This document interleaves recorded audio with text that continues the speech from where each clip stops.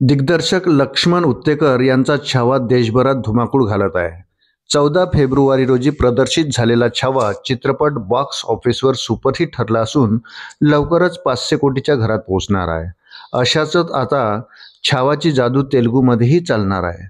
चाहत्याच्या प्रचंड मागणीनंतर छावा हा चित्रपट तेलुगू भाषेतही प्रदर्शित होणार आहे. याबाबत चित्रपटाचे नुकतेच एक पोस्टर जारी करण्यात आले होते. छत्रपती संभाजी महाराजांच्या जीवनावर आधारित छावा चित्रपटाने हिंदीमध्ये चित्रपटगृहामध्ये धुमाकूळ घातला असून आता तेलुगूमध्ये हिट होण्यास सज्ज आहे. याच दरम्यान काही कट्टरवादी संघटनांकडून छावा चित्रपटाच्या तेलुगू भाषेच्या प्रदर्शनावर बंदी घालण्याची मागणी केल्याचे समोर आले आहे.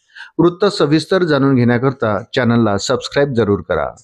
आंध्र प्रदेशातील मुस्लिम फेडरेशनचे अध्यक्ष मोहम्मद झियाउल हक यांनी चित्रपटाच्या आशयाबद्दल चिंता व्यक्त केली आहे.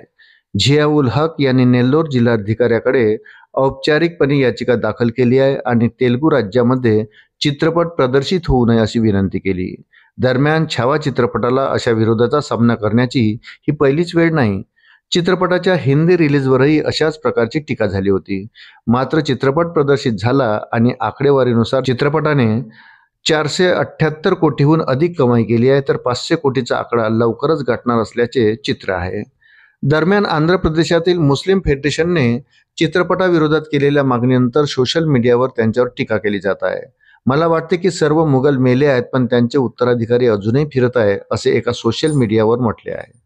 एकाने लिहिले की काही हिंदू नेल्लोरमध्ये निरर्थक मुस्लिम रोटी उत्सव साजरा करण्यासाठी जातात. तिथे जाणाऱ्या हिंदूंना स्वतःची लाज वाटली पाहिजे. त्यांनी अशा बनावट उत्सवावर बहिष्कार टाकला पाहिजे.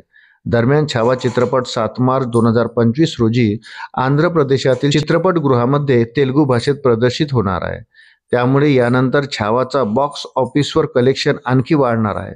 तसेच आंध्र प्रदेशचे उपमुख्यमंत्री हिंदू धर्मरक्षक पवन कल्याण चित्रपट रिलीजच्या दिवशी कुटुंबासह चित्रपट पाहणार असल्याची माहिती आहे.